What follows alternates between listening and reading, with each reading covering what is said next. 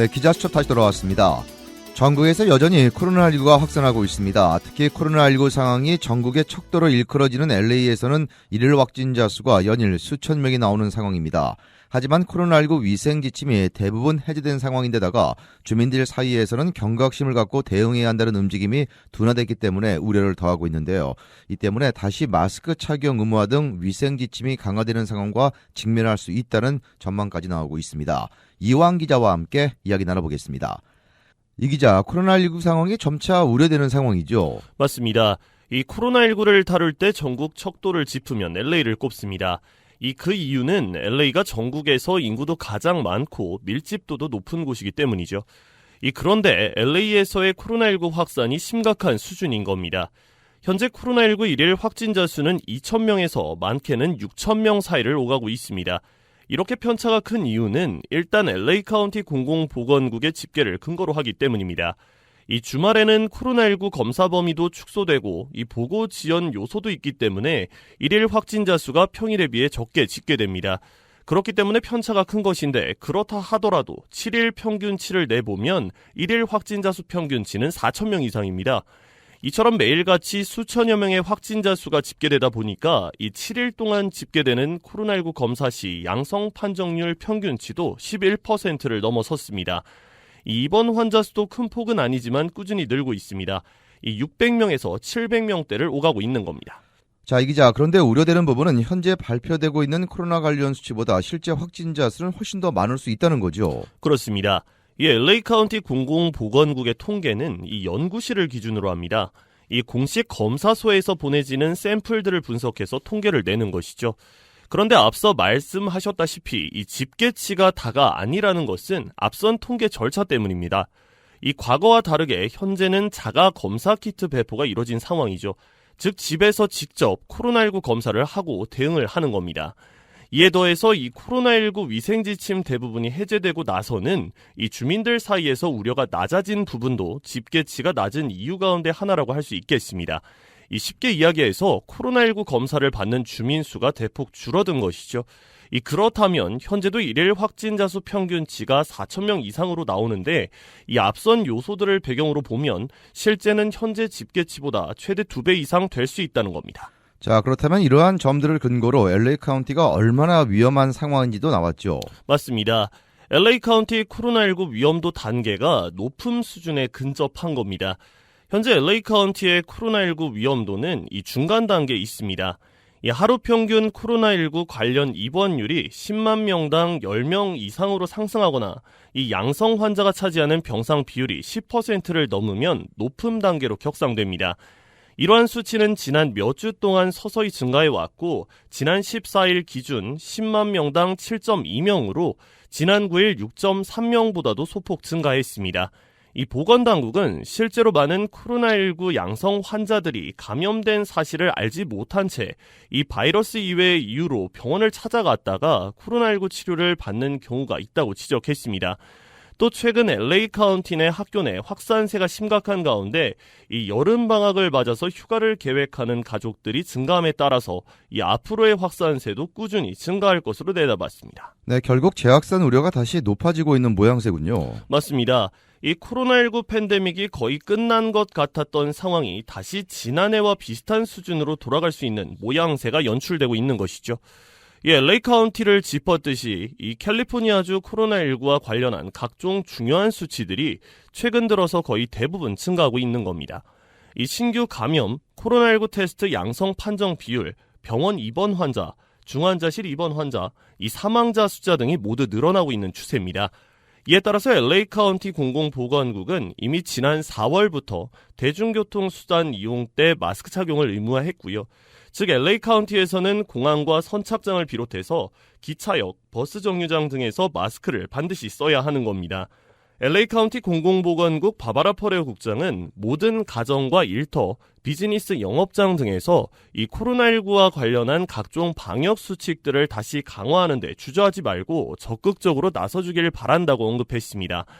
현재 코로나19와 관련한 대부분의 방역 수칙들이 해제된 상태인데 가정이나 일터에서 바이러스 전파를 막기 위한 노력을 자발적으로 기울여달라고 보건국장은 말했습니다. 계속 이렇게 코로나19 주요 수치들이 확산이 된다면 언젠가 방역 수칙을 다시 의무화하는 상황이 될 수도 있는데 그런 상황이 오지 않도록 노력해달라는 당부의 의미입니다. 캘리포니아주 보건국은 지금과 같은 추세가 이어진다면 올 여름도 지난 2020년이나 지난해와 거의 비슷한 코로나19 방역 수칙에 의한 제한을 받을 가능성이 높아질 것으로 보인다면서 모든 시민들의 자율적인 노력으로 정상적인 여름을 맞을 수 있길 바란다는 뜻을 나타냈습니다. 자, 그렇기 때문에 대중교통뿐만 아니라 실외 마스크 착용 의무화 재시행 전망이 나오는 거군요. 그렇습니다. LA 카운티 공공보건국의 바바라 포레오 국장은 LA 카운티가 2주 연속 CDC 코로나19 위험도의 높은 단계에 머무르게 될 경우 이 마스크 착용 의무화 정책은 다시 부활시킬 수밖에 없다고 강조했습니다. 또 상황이 더 나빠질 것을 우려해서 최악을 피하기 위해 모든 사람들이 마스크 착용의 중요성을 다시 인지하고 공공장소에서 착용할 것을 강력하게 권고했습니다. LA 카운티 슈퍼바이저 위원회는 주민들에게 마스크 착용의 의무화가 되기 전에 자발적으로 마스크 착용을 준수하길 바란다고 당부했습니다. 하지만 슈퍼바이저 위원회와 보건국의 강력한 권고에도 불구하고 시민들의 마스크 착용은 부진한 것으로 지적되고 있습니다. 자, 이미 또 전국에서는 마스크 착용 의무에 나선 지역도 있죠. 맞습니다. 코로나19가 재확산하는 조짐을 보이자 필라델피아가 대도시 가운데서 처음으로 실내 마스크 착용을 다시 의무화했습니다. 지난 4월 18일부터 시행된 이번 조치는 이 지역에서 4월 첫 열흘 동안에만 코로나19 확진자가 50% 이상 증가한 데 따른 겁니다. 연방질병통제예방센터 CDC에 따르면 필라델피아의 일평균 코로나19 확진자는 지난 4월 4일 94건에서 최근 142건으로 증가했습니다. 현재는 더욱 심화한 것으로 분석됩니다. 전국 대도시 가운데 마스크 착용 의무화 조치로 회귀한 것은 필라델피아가 처음입니다. 자, 그런데 걱정이 되는 게 코로나19가 재확산할 수 있는 여름철이 다가왔다는 거죠. 맞습니다. 방금 말씀하셨다시피 여름방학 시즌에 돌입했다는 점과 주민 다수가 여행길에 오르는 독립기념일 연휴를 앞두고 있기 때문이죠. 네. 이미 주말만 되면 여행길에 오르는 차들로 도로는 꽉 차는 상황이고요. 올해 독립기념일 연휴에는 그 어느 때보다 많은 주민들이 여행길에 오를 것으로 전망됩니다. 일단 독립기념일 연휴 동안 남가주에서만 330만여 명이 여행길에 오를 것으로 예상이 되고 있고요. 전국적으로는 4,800만 명으로 예상됩니다. 이는 코로나19 팬데믹 이전 수준으로 돌아가는 것을 의미하는 것이죠. 코로나19 상황에서만 보면 최악의 상황을 연출할 수도 있습니다. 수많은 사람들이 여행길에 오르고 감염될 위험도가 그 어느 때보다 높아진 것이죠. 실제로 전례들을 보면 휴가와 연휴 이후에 일일 확진자 수를 포함한 코로나19 수치들은 급증합니다. 그리고 재확산의 시발점이 되어 왔습니다. 그렇기 때문에 전문가들은 지금이 가장 위험한 시기가 될 수 있다고 경고하는 겁니다. 자, 이런 가운데 코로나19 백신 접종 연령이 확대가 됐죠. 그렇습니다. LA 지역에서는 지난 21일부터 5살 이하 어린아이들에 대한 코로나19 백신 접종이 이루어지기 시작했습니다. 연방질병통제예방센터 CDC 자문위원회가 5살 이하 어린아이들을 대상에 코로나19 백신 접종을 승인하는 결정을 내렸고, 이어서 로셸 월렌스키 CDC 국장이 서명함으로써 최종 확정됐습니다. 이에 따라 LA 카운티는 생후 6개월 이상 5살 이하 어린아이들에 대해서 코로나19 백신 접종에 돌입한 겁니다. 이번에 CDC 승인이 내려진 백신은 모더나와 화이자 바이오엔텍 백신 등 2가지 종류입니다. 네, 5살 이하 어린이들의 백신을 접종받는 것 왜 중요합니까? 네, LA 카운티 공공보건국 바바라 포레오 국장은 5살 이하 아이들이 코로나19에 감염되더라도 증증이나 사망까지 가는 경우는 매우 희박하다고 말하고 있습니다.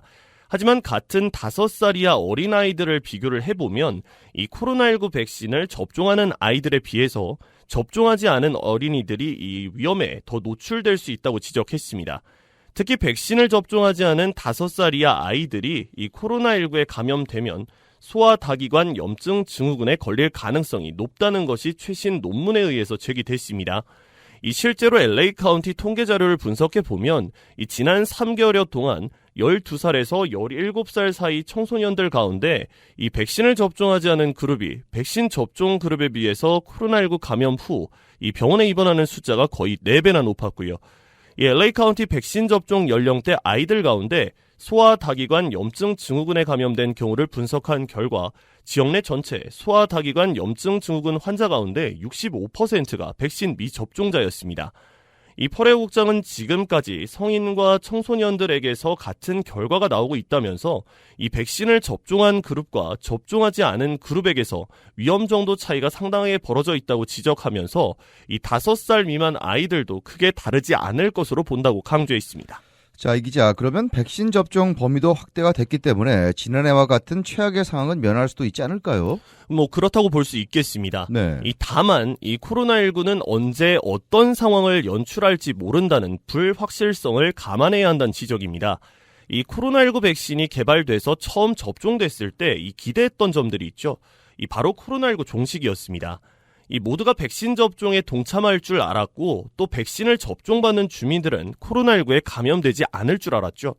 하지만 코로나19 백신 접종이 시작된 지 2년여가 지났고 현재에 이르게 됐습니다. 앞서 말씀하신 대로 코로나19 재확산으로 입원 환자 수와 사망자 수가 급증하는 최악의 상황은 연출되지 않고 있습니다.